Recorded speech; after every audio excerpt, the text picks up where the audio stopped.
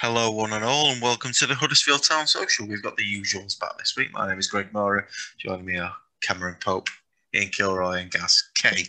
As we look back on another dismal week to be a Huddersfield Town fan, two defeats, no goals, a bit of controversy thrown in yesterday within the Preston game, and overall an overarching sense of doom coming in. If you're a Dad's Army fan, you know what I'm going to say. But I'll leave it to Cameron Pope to first sum up yesterday's defeat to Preston North End. Being an ex-referee, you can also touch on the penalty decisions, one of which I think Lewis O'Brien's was, the other which Fraser Campbell certainly made a meal out of it. And you got put in your place, didn't you, Cam? Well, I knew I wasn't going to make many friends, but I feel like it had to be said, looking at those decisions, and I'll get onto them. But normally I start this sort of thing with an anecdote from my weekend, as everyone knows. But it's no laughing matter the result from yesterday. And to be quite honest, I want to cut to the chase because I'm still furious with how we rolled over against Preston. We know it's not a happy hunting ground, but we were never in the hunt yesterday, not at all. So well beaten against the side with the fourth worst home record in the division, 1 within 12. It's a ninth defeat in that time. I mean, the fact that we were on course for a sturdy mid-table finish just a few months ago, and now we're sitting perilously close to the drop. I mean, it doesn't bear thinking about. Strangely, we actually started brightly, I thought. I don't think the first half was as dreadful as we've seen. Certainly not going forward. I mean, there were promising moments, and Benza, he forced a good stop from edge at box, didn't he? That lovely chipped ball from Holmes for Lewis O'Brien to run onto, that probably deserves something better. That was unlucky. Took the two centre-halves out of the game. And Benza, denied from the free kick too. Did well, but then in between those, of course, came the Campbell incident. And before I get onto the defensive mishaps, I want to touch on that.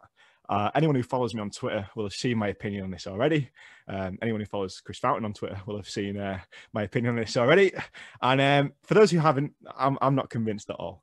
If anyone can actually see a trip or a push in that incident from that iFollow footage, then you've definitely got better vision than me. Because for me, you cannot definitively see a push, a trip, a tangle of legs. It may be there. That's what we imagine might be there. But if you can't see it definitively, you can't give it. And what alarmed me at the break is that virtually all the discussion on the HTSC hashtag and all the vitriol on there was around the referee. And there was very little discussion that went into the mess that was Preston's first goal. Okay, Scott Sinclair finds an acre of space between Kaye, who's drawn into the ball, and Naby Sarr. All right. Schofield stops the first effort. Okay, puts it straight back to him, but there's not a lot he can do. He's been called upon racing out of his goal.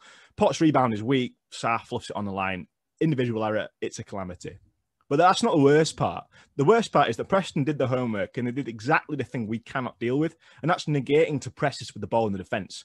We had the ball in the defensive third. We had loads of time on it, and we did what we always do. Okay, they picked us off as we played into midfield. Now, Naby Sarr stood with it on the edge of his box. He's got light years of space, time to boot, plays the ball into Holmes, he tries to flick it into Pieper. It's given away. 7 seconds it took, and Sinclair's in on goal having a shot. 3 passes, and that's cut us apart. Okay, attacked the defence in an instant, and it was all our own doing. And the warning signs were there in the second half too, okay? And okay, perhaps we were slightly unlucky. I look at that Lewis O'Brien challenge, and whilst I don't agree with the Fraser Campbell one, yeah, I think the referee's missed one there, okay? And looking back at that, he'll probably know he's missed one there as well. However, I'm not even certain it's a penalty, lads, and that's because I'm not even certain it's in the penalty area, all right? I mean, it may well be, and if someone can provide an angle that conclusively proves that it's on the line, because lines are part of the areas they border, and so that would be a penalty, then I'll happily take that back. But until you see it conclusively, you can't guess and you can't give it. And on those iFollow angles, you just can't see it. You just can't see it. So that's one where you bring your assistant referee in. Okay. And those two incidents dominated the discourse at half time. And I think we're really missing the point. Second half, the warning signs were there too. And whatever you think of the referee's performance in the first half, the second half was just inexcusable from Town. And that was the reason for our downfall. Okay, Potts hits the bar from the edge of the area. As it laid off to him, there's 1, 2, 3, 4, 5 yellow shirts in attendance on the edge of the box. Go back onto the YouTube channel and have a look at it. Not one of them puts him under enough pressure as he takes the shot. Bayeko stood 2 steps behind him, completely leaves him, and we're saved by the woodwork. Then the second goal, we don't learn from it. It's a catastrophe. It's born out the same mess as the first. I'm not even sure where to start with it, to be honest, because Kaye plays the ball out from the back. Bayeko finds Mbenza, and he's not waiting for the ball. Mbenza is begging for the ball. You can see his arms screaming for it. And then he miscontrols it with this mammoth touch under minimal pressure as he tries to take the midfielder on. And just like that, they've won the ball back without so much as breaking sweat in his half. we don't need teams to break us down because we do it ourselves. And again, that's come from them sitting back and waiting for us to mess up, and then they picked us off. I mean, the finish as well. I mean, come on. Cross comes in, no one picks up Evans. Sarabieko, there's absolute oceans between them. All right, the deflection takes it away from Schofield. I don't think we can blame him for that one, but the damage was already done. And the third, right, okay, that's the most excusable one for me. We're gunning forward. We've got to try and get something from the game. We get caught on the counter. That happens, okay? That's par for the course. In a sense, yeah, it's the most excusable. But for me, Schofield is beaten too easily. And I'm sorry, but it was a really sorry showing. And it's a really worrying goal for class again. I don't think any of us expected really for us to get a result. But if you could have described the way that Town would go behind in those instances, I think those goals, particularly the first and second, are exactly how you would describe it. Well, Preston's not an happy hunting ground for us anyway, is it? I mean, we never get out from Preston. And I'm with you, Cam. I actually thought we started quite well. It looked like a typical Town game over recent weeks and months. And then we started well. We showed that actually the level of opposition quality in the Championship this season isn't what it has been. And Preston, like quite a few teams, were there for the taking. But in true Town form, we decided not to try and take them. We created a couple of decent chances, as you say. I'm going to completely disagree with you around the referee. I thought he was awful yesterday. I thought he made every easy decision difficult for himself. You know, you say the one on Lewis O'Brien is a foul, the one on Campbell isn't. Yet, Romani Edwards-Green got a yellow card for bumping into a bloke who fell over. He didn't even touch him. Yeah, it was a foul and a yellow card. And don't even get me started on foul throws. So, but the referee's not to blame, by the way. I don't like blaming referees for anything because they're doing the best. They don't make a mistake on purpose. But, you know, we just did our usual. It was a sloppy first goal. You know, everything you said about that goal is right, Cam. The one thing that I picked out of that was Holmes. So when Sinclair breaks into the box, Potts and Holmes are stood side by side. Holmes just stands there and the bloke runs off him into 10-yard of space and then smashes it in. And I have a bit of sympathy with Sarr. He just couldn't sort his feet out. But, you know, it's just typical. And after that, the body language, again, which has happened in the last couple of games when we've gone behind, the body language started to go. The second goal, you know, was another tracking error for me. You know, Ched Evans was stood at the side by Echo when the ball's played out to the left. Keogh's drawn out and Ched Evans just runs into the massive gap where Richie Keogh had been stood. Just run with him. Just go with him. And the third one, I think the third one's a good goal. The cross was real quality and the finish was a good finish. But, you know, there was mistake after mistake after mistake. And I think Carlos is not exempt from mistakes either. I thought the change at half-time was bizarre. The left-hand side, unorthodox as it was with Pieper in there, with Pieper, Holmes and O'Brien, was really paying some dividends in the first half. And I thought we had the better of the first half, certainly down that left-hand side. But he decided Romani Edwards-Green wasn't attacking enough. So he switched it all round and brought Rowe on. Now, you could say, well, we needed to get Rowe in the game. But at that point, we seemed to lose all our momentum. The only positive I can take is Sonogo came on and won more headers in 15 minutes, the entire front line I've done in the previous 26 games. You know, whether he's going to be any good or not, how can you tell in 10 minutes? But at least the bloke looks like he might be effective and create something and make something happen. But he won 5 or 6 headers and flick-ons, good quality ones. They want a Town player within 20 yards of him. So it's all right having a plan B and bringing a big lad on up front who can win headers and dominate centre-halves. But if the team aren't playing to that strength or reading off those flicks, there's no point. So it's just same old, isn't it? You know, I think we all came away feeling disappointed. And we're all now looking at Wednesday, worrying about that, and of course spending the rest of the afternoon checking scores for Rotherham on Wednesday to see whether they've managed to pick up any points. Piss poor state of affairs, really. Yesterday and the game midweek against Derby were 2 opportunities where, okay, we might not have expected to win both of them or compete in both of them for the full 180 minutes combined, but if we'd have got something from at least one of them, then you go into this game midweek against Birmingham with a little bit of a buffer. You've got a little bit of room there that if it doesn't quite go our way, it's not the end of the world. Whereas now we look at it after the 2 games we've just sat through, and it is a must-win. Our season, to me, will pivot one way or the other on what happens this week. It just felt, I don't know, it felt like we went back to how we were before he tried to change it up, Carlos, against Wickham. And I know the Wickham game, it didn't work. But after that, it started working, obviously, against Swansea. A lot of that, unfortunately, well, fortunately at the time, it was just everything that could go our way did. And now yesterday, everything that could have gone our way didn't. Everything went the opposite way. Everything that could have gone in and made our situation worse did happen. The first goal is, I'm going to put it straight out there now, that's one of the worst goals, if not the worst goal I've ever seen Town concede, ever. It starts with us having a free kick on the halfway line and we concede a goal. Naby Sarr's really unfortunate there not to be able to get that off the line. He's done really well to get there, and Sinclair's smashed it. Not Sinclair, but he's been smashed really hard. And Sarr's got something on it, but it just went just under his foot. Now, the ball, if it's an inch higher or an inch lower, bounces and he clears it away from his foot. Unfortunately, it just got sandwiched between his studs and the ground. That could happen 1,000 times. It never happen again. It was just unfortunate. But like you say, against Swansea, when everything did go our way and we won, yesterday everything went Preston's way and they won comfortably at the end of it. The biggest issue for me is we started well. 4 minutes in and Benza takes that nice little shot that went over the bar. And that was the peak of our attacking play.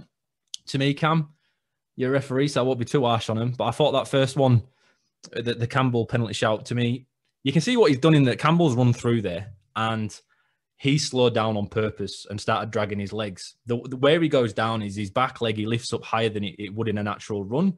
So it's not a dive, but he's initiating the contact that makes the pen. So you jump in here, Cam, right?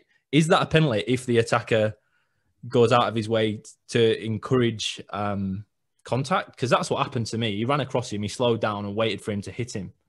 Well, it's all up to interpretation, because intent doesn't come into it. Intent doesn't come into it by the fouler, and so the foulee, the intention can't come into it either. So if Campbell dangles his leg, well, that to me doesn't mean it can't be a penalty, and he definitely does. We've seen him do it time and time again.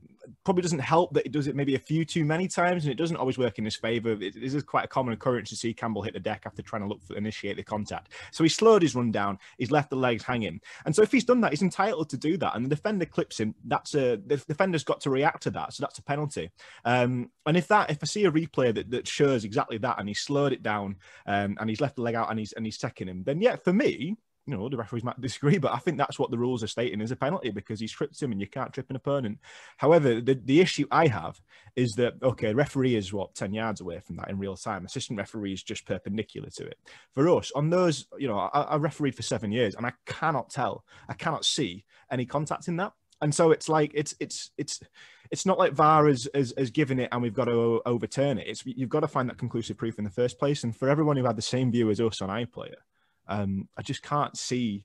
We imagine what we might have seen and what we want to see, but we can't actually definitively see a clip between the legs. I'm looking for the contact on the hand. The hand looks like it's up and actually off Campbell's back, and that's normally the giveaway sign, that little nudge. All you need is a little palm in the back and he's down, and rightly a penalty. But I was looking for the tangle of legs, and I really cannot see it. And I must have looked at it about 20 times, and it's to me, it's just not there. And so, look, I'm going to trust the referee who's 5-10 yards away. The O'Brien one is different. Okay, and it frustrates me to read fans coming out and saying the referees bottled it. A lot of the time, referees don't bottle decisions; they just get them wrong. You know, these are professionals who do it week in, week out. Not even got a crowd to be swayed by. You know, he's not bottled a decision. He just doesn't think it's a penalty, and he'll see it back, and he's probably going to go, "Fuck, that's a foul." I mean, the question is it in the box? Is it not? But you know, the Campbell one. We've seen that sort of challenge happen before, but turn it round. If that happens to Preston, are we a bit disappointed there? Because the first thing we say is, where's the contact? We can't see the contact. And if you can't definitively see it, then you can't give it. I still think VAR would have given it though, Cam, because it starts off right and the Preston guy's got his arm over Fraser Campbell's chest. He's got like it over the shoulder and he tries to grab him. And Fraser stays up. He stays up. And then 2 strides later, he just dangles his leg and he goes in between the guys, but he goes right up into his balls. And they kind of just both fall over together. And you can't see the contact, but there has to have been contact for them both to fall over. Because if you look, the Preston guy doesn't fall over Campbell when he's on the floor either. They both go at the same time. So that's why, for me, I was spending more time looking at it thinking, well, there must be been contact. But again, I think Campbell's initiated it. So if I were playing on the same team as Campbell, you'd be like, yeah, okay, he were looking for that. The ref didn't give it because he knows he were looking for it. Still think VAR would have given it for the initial contact, to be honest. Well, and the Lewis O'Brien one, definitely the foul was definitely instigated outside the box. And isn't it the free kick? It's where it starts the foul, not where it ends. It's where the contact is made, and so if you fall inside the box, then then it's it doesn't matter. It's immaterial. It's a free kick, isn't it? Sometimes you do see that there might be a tussle, there might be a tussle on the scrap, and the 2 players might bear down the box, and then the referee might decide that the point at which it's constitute a foul and not a bit of roughing is inside the box, and that's a penalty. But for me, that's a push. It's not like they've run together and grappled together. It's a push, and the contact for me, it looks at least on the line, which would be a penalty. And so it's just so hard to see, if not outside. So it's so hard to call, and I couldn't see a replay that could tell me conclusively. So, I mean, my first opinion was outside the box. The replays, I don't know. So would it have been a red though, Cam? Because that's the thing. Because Lewis would have been onto the ball, so penalty or no penalty, they would have been down. Well, not exactly. Not that that's any use to Town, of course. It's got to be an honest challenge on the ball. You're quite right. And so you look at the first one. Okay, let's look at the Campbell one. You could say that's not. You could say that isn't a honest challenge on the ball because it's a trip. And so that is still denying a clear goal scoring opportunity, and so that would be a red. If he's come in and just tried to get the ball and missed it, it's different. With penalty, free kick, that's different because it's not a clear goal scoring opportunity anymore. So for the O'Brien one, it doesn't really matter whether it was in or out of the box. That would have been a red for me because it's denying a clear goal scoring opportunity. If the referee thinks that O'Brien is favourite to get that ball, and I think he probably was because it was an under-hit back pass, then yeah, that's a red for me. So I can see why Town fans are agree. But that's not my issue. My issue is people seeing things that aren't there. And if you can't conclusively see the contact, then you just can't give it. You just can't give it. And the other thing as well, interesting that you said, Ian, was about VAR. And a lot of people actually in my mentions were saying about VAR. If the referee gives the penalty, I don't think VAR overturns it. Right? Because VAR has got to see something there to overturn it. If the referee doesn't give it, though, I don't think VAR retrospectively gives that because I don't think you can see enough to give it. I don't think there is enough proof to overturn that decision. And so the referee doesn't think it's a penalty. I honestly don't think the VAR gives it as a penalty either. Not even for the arm over the shoulder initially. Not even for the first contact where he does grab him on his shirt. Not for me. No, not for me. Because and okay, this comes down to different referees, and we've said, we've seen them challenges get given before. We've seen them not get given, and so it comes down to interpretation, doesn't it? But for me, the on-field decision is no pen, and so I don't think that VAR, unless it's got a replay that we can't see because they're going to be having a lot of angles on VAR, maybe that's when you give it. But if you can't see it, then for me, it doesn't change the on-field decision.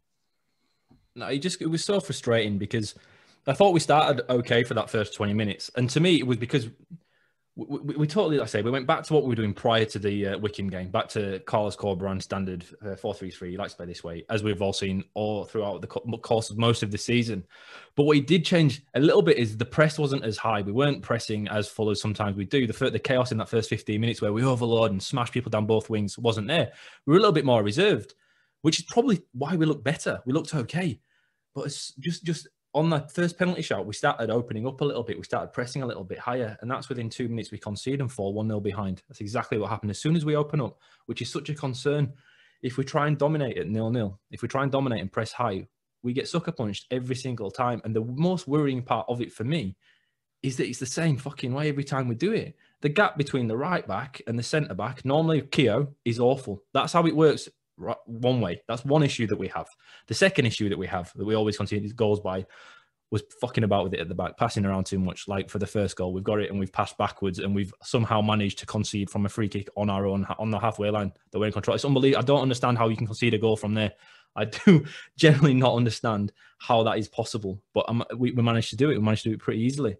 And the third way we concede goals, which is where 2 goals came from yesterday. Again, one was down the wing, but we like to have our centre-backs go and meet attackers when they start dropping into the midfield. As soon as they drop a little bit deep, our defenders are right up there. They call it, as guys want, you go right up their arse. You got to get up their arse and kick them a little bit. And this is all still old school football coaching talk, right? That's what people used to say for years. Get right up him, grab his shirt, up him, jockey him, or just get up his back. Don't let him turn. And that's what we try and do. So Richard Kaye yesterday, I think it was he's straight up the back of someone, and they just pass it to the side and pass it in the gap behind Richard Kaye every time because our centre-backs aren't fast enough anymore to be able to get back and cover. Maybe when we had Schindler doing it, he was not the fastest, but he's faster, and he was able to do it. Stearman had a few games where he could do it pretty well because he's pretty light on his feet for a big boy. But we just concede goals in the same way every time. And now against Swansea, we didn't. But yesterday it just felt, again, copy and paste from what we've seen for 6 months of the season before the last few games.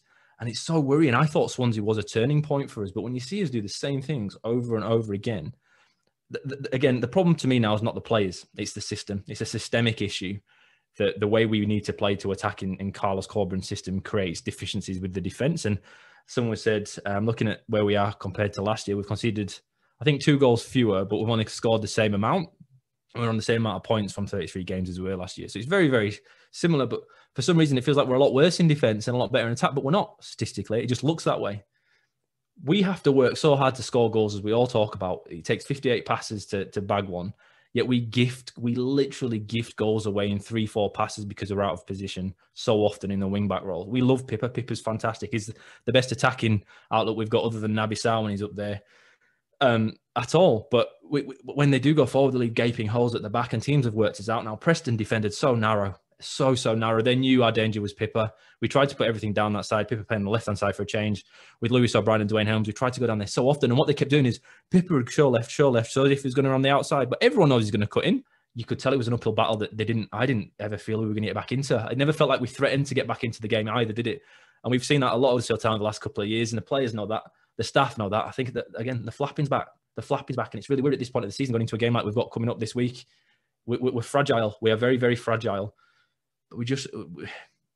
Yesterday was. I found it hard to watch. It was hard to watch, wasn't it? I thought I could have turned it off because I knew what was coming. I just knew what was coming. And then to throw the young lads on at the end, it's Scott High cost us another goal. At right back, he was totally out of position for the third goal. We were bombing on, trying to get back into the game, but you're leaving it 1-on-1 with some really experienced pros against some guys that have barely played at B team level for over a year or two, and we're expecting them to get results. So Nogo was great, I thought, when he came on, guys. I'm with you on that. I thought he offered more. Even the Mounier did over the last season. He looked very, very good in the air. And now if we can get some players playing off him, fantastic. It definitely gives an option to change it up and try and bag a few goals and take a few points to make sure we stay up this year. That was probably the only positive I saw in the entire game. Apart from Schofield's save for the first goal was pretty nice when he came out and stopped it. It was just unfortunate it went in after, but that's kind of the nature of the beast sometimes, isn't it?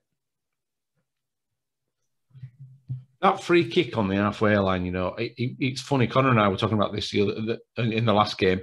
Can you remember the last time that Town got a free kick on the halfway line or just inside the opposition's half and loaded the box up?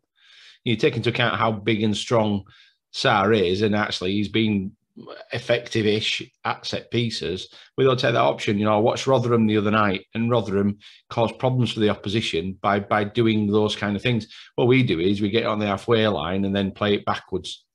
And then play it sideways, and play it sideways, and play it backwards, and then play it sideways again. And that's how the first goal came. We had an opportunity to perhaps press Preston in their own half of the pitch, and we took a choice to play it backwards again.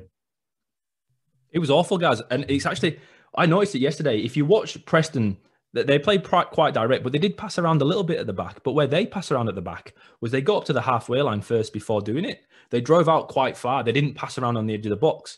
You watch Town pass around at the back, and we are as deep as it's possible to be. We play so deep. So the gap between the defence and the midfield is quite big. And when Johnny Ogg is there and he's fast as anything to come to the ball really quickly, that's fine.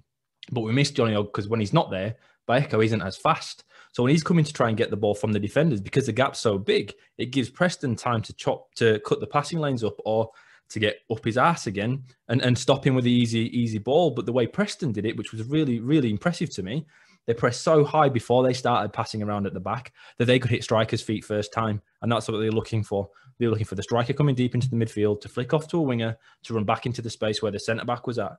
The way we play, which is so deep at the back, we can't do it because it's a 50, 60-yard pass to a striker's foot to be able to pivot and attack from there. But you're right. We just seems like we make the wrong decisions and we try and play the ball on the wrong part of the field. And now I haven't seen an answer to that in Town this year. I don't think we've got past that yet, have we? I think we've done it game after game. So honestly, I'm gonna have nightmares about that. I'm gonna have nightmares about that first goal for a long time. It was so bad. Like if you watch the highlights, if anyone hasn't watched the game and has only watched the highlights of the goal, the short 2-minute highlights on Town player, the error for the first goal, and I think it's the second goal, I might be in the third goal when Mbenza dribbles it too far. He has a heavy touch and then Preston hit on the counter after O'Brien makes a mess of deciding who he should chase. Neither of those parts are on the highlights. The two goals come from errors that you can't see. So you have to watch the extended highlights to see it because that first goal needs to be seen to be believed. It was bad. I think we'll leave that there. The Preston game at least. Huddersfield Town now sit 19th in the Championship table, 7 points clear of Rotherham United, who are on a disgraceful run of form of, I think, 5 defeats on the bounce now. So the bottom three, with Wednesday also on a pretty poor run, basically keeping us out of it. We somehow probably need to find 10 points in the next 13 games that we've got left in the season. I do miss even 6 weeks ago when we were keeping an eye on the playoffs. Barnsley have won the last 5 and they're nearly there. What could have been? We'll focus on Tuesday night because it is a very important game and it's perhaps a season-defining one against Birmingham, who are just below us in the table. Not many of those teams who are currently now below us. And the pressure that's going to be on Town, and the question, which I think is on certain people's lips, if Town don't come out with that with at least a point, what do you do as a club? Because I think Carlos Corberán there is a lot of pressure now on his job. Do you keep? It'd be ironic given the fact we gave him a new contract in December, or do you stick or twist? Is basically the question. And how can we get a result from that game, especially following on that conversation we just had? Well, I look at it, and yeah, the importance of this game isn't lost on anybody. They don't come much bigger than this, okay? 2-point gap between us, and this is the definition of relegation 6-pointer. And dangerously, Birmingham obviously coming into the back of this one off a win. And they do something as well that we can't do, which is come from behind. They went down into the last 10 minutes, 1-0 down, and they come away with 3 points, and that's what sets this up to be such a huge game. If we played them a few weeks ago, might have been different. That no win run of 6 games, now they've won 2 of the last 3. And so, okay, yeah, that might be against QPR and Wednesday, and they got schooled by Norwich in between. But they've clearly got goals in their locker. And to be quite honest with you, I can't see us getting a win against anybody at the moment. So to answer the first part of the question, how do we get a win? Well, I don't know. For me, it was an encouraging little cameo from Sanogo. And maybe that's the outlet we go with. Maybe that's something we have to bring in from the start because, we've got Phillips now, and for the first time this season, we've actually got a couple of options up front. I'm not going to say 5. How, if they go with their normal 4-1-4-1, how we go about breaking that down, I just don't see. It's a difficult one, and maybe more tactically astute men like Ian might be able to offer some more insight into that. But at the moment, I'm really struggling to see a way through it. I think I'd like to see Aaron Rowe bring him from the start. Maybe I'd like to see us go back to the proper 3-5-2. Maybe we can unlock people a little bit more down the flanks, etc. I'm a bit more comfortable now that we can probably go with Sanogo rather than Holmes peeling off Campbell. I imagine that's what we'll go with. But yeah, I've thought about this and I'm really at a loss now, which is a dangerous precedent to set for the rest of the season. But how we can actually go about turning this form into a winning run, I don't see where we're going to get a goal from, to be quite honest. I can't see him changing Carlos no matter what happens. I think Phil's too far down the rabbit hole with this now. I think you look at our points per game, we've got 36 points off 33 games and we need another 10 from the last 11. So points per game tells you we'll probably scrape it. And I think we probably will, actually. I think we'll probably scrape it, mainly on the back of other teams being worse than us. Sacking managers isn't always the answer. We need to try and find some stability. I think there's distinctly a split camp around Carlos. Either he's been sold down the river by the board or he's plainly not good enough. There don't seem to be much in between, I think, at the minute. I said last week the bloke needs some help. I don't change that, but we do need some stability. And I think Charlie on Twitter was saying around the amount of movement behind the scenes we've had since relegation: 3 commercial managers, 2 CEOs, plus another announce that never came, 2 heads of football, 3 managers, staff redundancies. What we don't need, in some ways, what we don't need is more upheaval. But I'm not sure I can bear Phil's review in fucking June telling me what a genius he is by sticking by the decision. And look, we stayed up comfortably. I don't know what your problem is. That's the bit that'll probably rub me up the wrong way. So I'm with you, never mind the next win. I don't know where next goal's coming from. I'm really concerned. And I want him to just go for it. I want him to change the shape, go 4-4-2, stick Sanogo and Campbell up top. No, I'm saying it, and play off them and play like a British team, because we're too busy trying to pass our way to safety, and I cannot see it. I know I've got all Mike Bassett on here, but I just, we've got it's going to be effective, and passing it backwards from the halfway line with a free kick. doesn't play the percentages. We're in the percentages territory, and Carlos needs to wake up and smell the coffee. I think if the question is, will Carlos be a goner? I think the answer is no. Guys want to see your Christmas pudding formation. Get Tonka on. Let's get Tonka up top and see what he can do for us. Look, you'll all be delighted to know Birmingham love playing a low press, give up possession happily and sit deeper and hit on the counter. They're going to play the exact way everybody who's beaten us has played. So we've got to find a way to break it down. And our biggest problem is we take an approach that we're going to outscore teams, that we'll just, we'll attack, fuck it, let's have a go. If we concede, great, we'll still keep going, and we concede too many goals. That's the be-all and end-all of it. We might have conceded, like you say, two fewer than last year, but last year included Jan Seiwert's 11-game start where we conceded about 14 goals every game. And then under the Cowleys, they did throw games away, didn't they? When games were lost, they kind of, all of a sudden, you'd lose 4-5-0. We gifted a lot of goals away pretty late on in games that didn't really matter, like David Wagner did. So you can't always look at just the amount of goals conceded to understand when they were conceded and how they were conceded. But now we seem to concede in 2 and 3 every game. We've got to be tighter at the back, and I really felt like we did start that way against Preston. We started better, but it's like he's got this little Tourette's thing, but it's attacking football Tourette's. He's fuck it, let's go for it. Let's just go for it. After 20 minutes of good solid football, we twist and we concede a goal 2-3 minutes later every time we go for it. We've just got to stay more structured. And I understand we're at home. I understand that. So I think we're home. We understand that when you're playing against a team in trouble like we are, right, put it that way, that you don't necessarily play as defensive. You try and go out because it's a 6-pointer. You need to go out and win the game. Yeah, we get that. And I'd take that off I'd just ignore that entirely and how are we best going to win this game? And if we keep playing the way we're going, unless we get everything that just falls in, the posting in instead of a posting out, we have to be more rigid at the back. We cannot keep biting in that defensive. The centre-backs can't keep giving easy chances away for strikers and on-rushing midfielders to run into. They just can't keep doing it. Unfortunately, though, boys, we've not been able to stop this all season. So to expect us to be able to turn this round from Saturday to Tuesday as quickly as that, I think is asking too much. I think it's interesting. Sorry, it's interesting what we say about Sievert there as well, actually, because you look at it, if you want to compare the two, Sievert, he started the 1920 season, and it's mad to think that he was there that recently. He started the 1920 season with 3 losses and a draw. He ended the season before with 8 losses and 2 draws. So, okay, last 14 games, 11 losses, 3 draws, and sacked. If you look at Carlos's last 12, it's not a lot of difference. Okay, there's the 1 win in there. Okay, there's the 1 win, and maybe that saves him. But then there's 9 losses and 2 draws. So what happens if we lose these next 2 games now and we're on 14? Then look at the figures then. It's going to be 11 losses, if you want to call them that, true, but 11 losses, 2 draws and a win, next to 11 losses and 3 draws. Okay. 2 points difference between Seivert end of run and Carlos's. And okay, Seivert had a better team. Yeah, he definitely had a better team. But this is a state that we're in now. And so for me, look, I wish Carlos the very best, but he's been sold really short, I think, with the crop of players made available to him.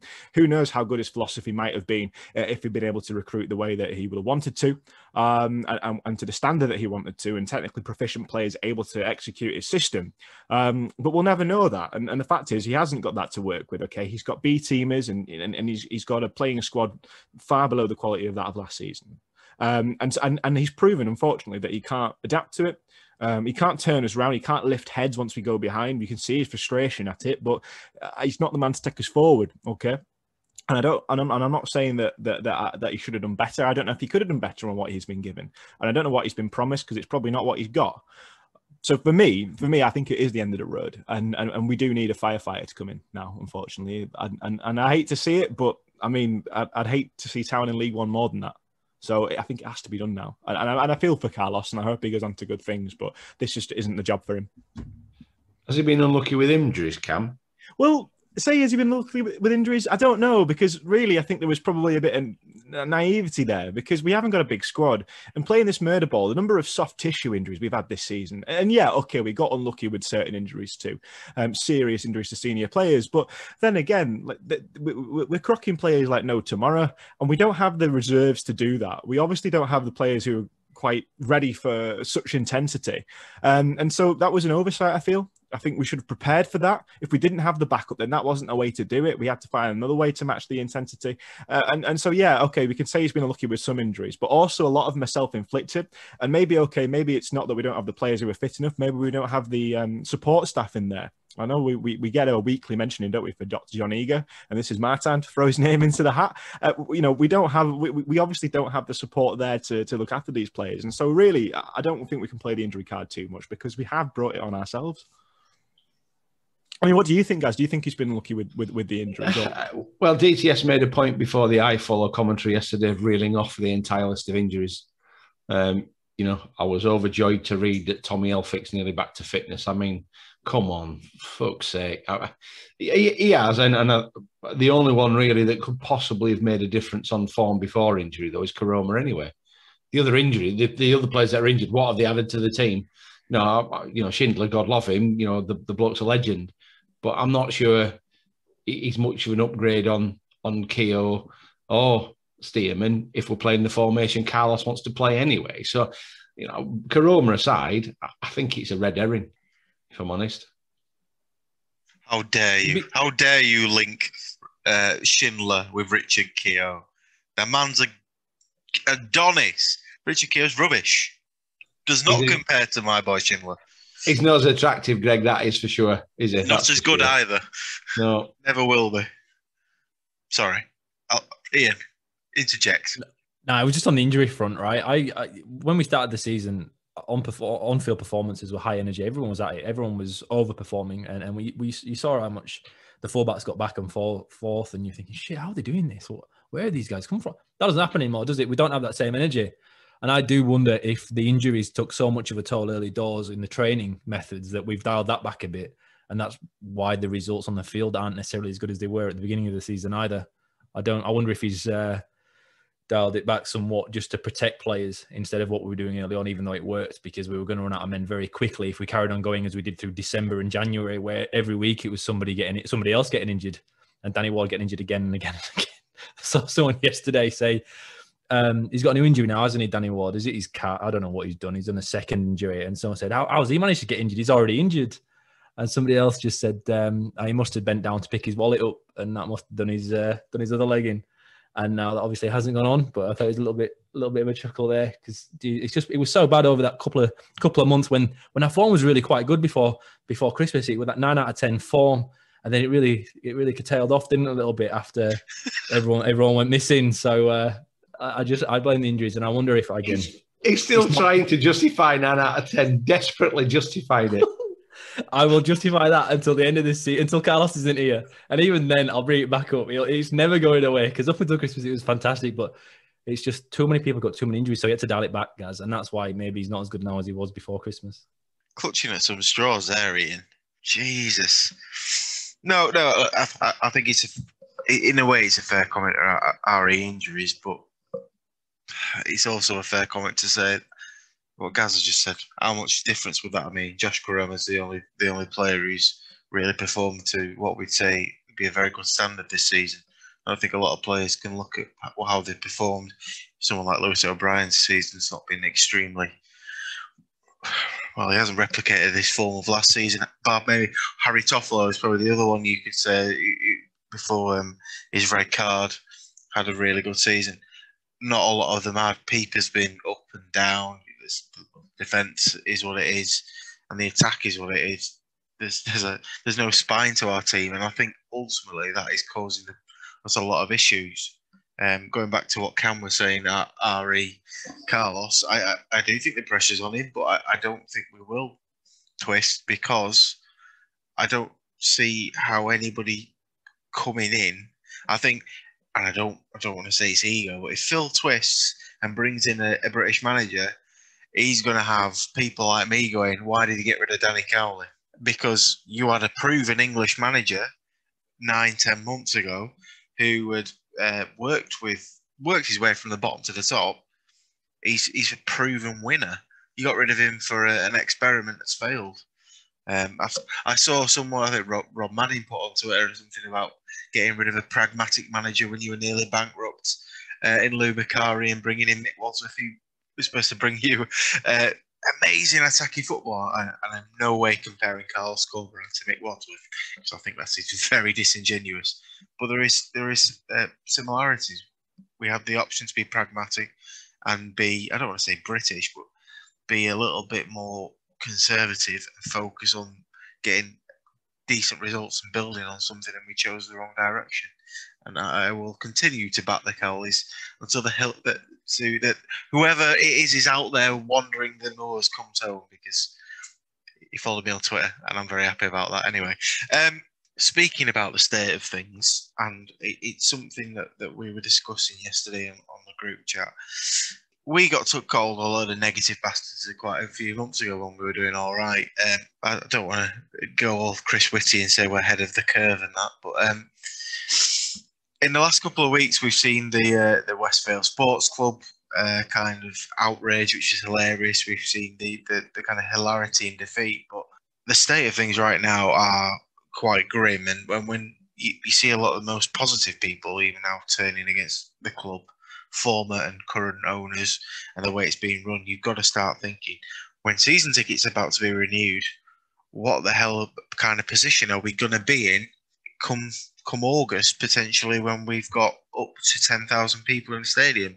Whether there are going to be 10,000 people holding a season ticket is another question. I want to ask you guys, state of things, apathy-wise, anger, whatever you want to call it, where the hell do you think we are? Because I think we're at a very big turning point, and I don't see it going to go well for Huddersfield Town Football Club. Well, you're right, Greg. I think apathy is a key word. It is good to see town fans having a sense of humour. So, as you rightly say, the West Vale thing was amusing. The only thing funnier really was Cam triggering the fountain yesterday, and now having to go into hiding. Cam will be deleting all his social media accounts. He's already had his mobile phone cut off just in case. But it's this feels a bit rinse and repeat for us as well. You know, I think you're right. We and I've had me round as well. You know, we're considered negative for some of the things we said. A few people are starting to come to that view now. I repeat everything I said last week, which is the club's an echo chamber. It's full of people pissing up each other's back, telling them what a great job they're doing. You know, we were talking before the recording, and I think, you know, even Dean Hoyle is starting to come in for. He's being questioned rather than coming in for some stake. I think he's being questioned by even the most loyal of people around his circles. The season tickets thing is a real opportunity for them to make a statement. And the only thing they've said so far is they're going to stand by their promise that those who didn't ask for a refund get a price freeze. I'm sure they said at the time it was a price freeze for 3 years, but that appeared to be missing from the article on the town website. So perhaps I just misread that. But, you know, where does that leave them with those that didn't renew? How were they going to re-engage those people and get them in? Because I'm with you, Greg. I can't see 10,000 season ticket holders this year. If it's 6, I'd be surprised. You know, so how are they going to get those people to re-engage and get in the ground? I mean, we'll knock in 50 quid off a ticket if season ticket make it attractive enough. Probably won't make no difference. So why sell them at 300 quid and get 6,000, or sell them at 400 quid and get 5,500? You know, I don't see this. From a business point of view, I can't see a return on investment on discounting the season tickets. But they need to try and generate some emotion. You know, there's no emotion around the club now. The only emotion really is disappointment. They need to try and generate some emotion and feeling. They need some more links with the team. You know, people talk about Danny Schofield being part of the management group. I think it's a peripheral role. Does he really? Is he an Huddersfield Town man through and through? He's not, is he? So, you know, I think it's going to be a big decline. I think the board need to prepare themselves for a big drop in income next year. And if we're in the Championship, then it just starts the cycle of cost management all over again. I think I agree with a lot of that, guys, to be honest, because I think engagement has to be the top priority at the moment. Like we said, there's never been quite such a disconnect. And okay, the announcement went down like a lead balloon, and it's never going to be a popular one. I appreciate that this is a difficult one for the club, but then I look back at the sound bites we've been offered throughout the season, and we're apparently in a better position in a lot of clubs.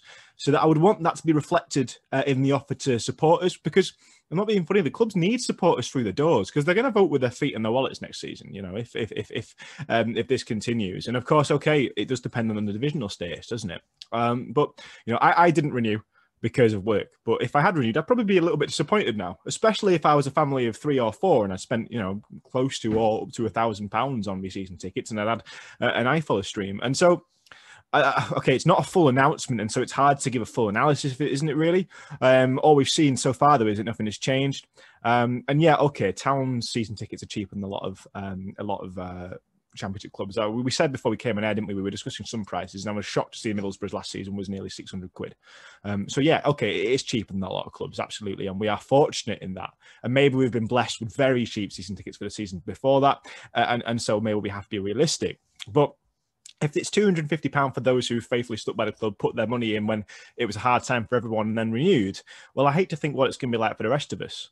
Okay, and you see a few people, you always have this argument, don't you, about who's a proper fan, and I've had a season ticket for 40 years. Circumstances change, financial circumstances particularly change, and like, you know, no one's calling anyone out for not being a loyal fan. That said, though, if you've renewed last season and you put your money into the club, that should be rewarded. The shirt vouchers or replica sales turned out to be a bit of a farce, didn't it, really? And so the club's got to be careful here, I think. And yeah, okay, we've got to balance the books, but how many fans do you want in? And Gaz makes a really astute point. Do you want 200? You want 8,000 people to buy it at £200, or do you want to do 250 and 6,000 people buy it? You know, I'd rather have people through the door. I'm sure the club would as well. So yeah, I'm going to be watching that pretty eagerly, because at the moment, I don't know, it doesn't look good, and I shudder to think of the low attendances we are actually going to have when we're allowed in next season. Well, like a broken record, us guys, honestly, we've been speaking about this since the moment the Cowleys were sacked. We have. As soon as they were sacked, the club came out to speak, and then when Corbyn was appointed in that time frame, we came out talking about DNA, we came out talking about culture, about creating a special club with a B team model and this, and we spoke about it. And from the moment we said it's just football jargon, it's a load of shit, it means nothing. And since then, there's been little steps forward in like bringing Corbyn in, establishing the B team, bringing players like Karoma through, and bringing Schofield through. And then we've panicked within certain times, and we've brought in people like Naby Sarr, and we brought in Richie Keogh that didn't really fit the model that we were after. And it's just all resulted to me in a situation where I just don't really give a shit anymore if we get relegated or not. Like, football is cyclical, right? Teams do well, teams do poorly. Shit happens. That's what happens in football. It's happened since the beginning of football, and that's why we love it. Because it'd be boring if you were a Coventry in the same division for whatever, like maybe not the Premier League for 30 years, but you're looking at teams that haven't been out of League One and League Two ever, like Rochdale, and the highest they've ever been League One. And that'd be boring. No one wants that. No one wants that. And to achieve the highs, you have to have lows. I get that. But what really fucks me off is I just don't trust anyone at the club anymore, because they say things that are mistruths, half-truths. They say stuff that I struggle to believe, like this new communication stuff that came out from Town last month, where Phil said he's going to do it every month now. Great, fantastic, a step forward. But even that's webbed on a base of something that Devlin said. That he said he didn't know Town fans were after this form of communication. And now that did my tits in. That did my tits in more than anything. Because how can a CEO of a club, of a smallish club, like we're not Man United, we don't have 1 billion fans. We've got, what, as a core, no matter what division we're in, we've got 10,000 that'll buy tickets to go to the games at home.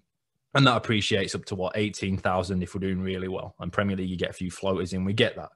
But we're not massive. So how can a CEO not be aware of that? I mean, like, we've cried about that for months. Everyone on social media has cried about that for months. The HTSA asked for a representative from a podcast or other supporters groups to be on the ATT panel. So to say they weren't aware of that, I'm sorry, but that's bullshit. Or if it's not bullshit, that's even more worrying. I don't know what the worst part about that is. But even when something good happens, it normally comes from something that's quite questionable. And now the season ticket thing on top of it, right? You've had people that sat at home and 4 people have got season tickets. His mum and dad and 2 kids have got tickets, and they watch the game together. So all 4 of them have paid for access to watch one stream. And then to only offer them a price freeze, to me, is pretty stingy. It's pretty Yorkshire, isn't it? It's pretty like, I'm not gonna help out where I could there. Especially when you consider other clubs have done a lot more for their fans in the coming year when it comes to offering season tickets for next to nothing if they had one this year. Was it a couple of clubs have done it, or 99, like Swansea have done it pretty cheap as well. There are other ways to do it, for the longevity of the club, to see what's going to happen in 10 years from now, you want to keep people engaged. It's going to be hard enough for Town to get every fan back in the stadium that was there beforehand. Nigh on impossible. But there are ways you could at least try it. And at the moment, it feels like it's very not much is being said, is it? Like you said, guys, they've just said, yeah, it's going to be a price freeze. Is it going to be a 3-year price freeze? What price is it going to be for everybody else that didn't have one this year? They asked for a refund. Because you know what, guys? Listen to this, Town, right? It's not about the people that actually kept the season tickets last year. You want to get the people back who got the fucking refund, guys. They're the ones you want back, because they're the ones you're going to lose if you don't do something special to get them back. And after you fuckers have gone, right, after Phil sells in however my 5, 10 years, 2 years, whatever it is, we're still going to be a spot in our club. But we want as many other people like us here as possible. And now that's on you as custodians of the club to do that. That is your job, to keep the fan base as high as possible and to provide a nice bit of football on the field, yes. But you have to keep the club as big as possible.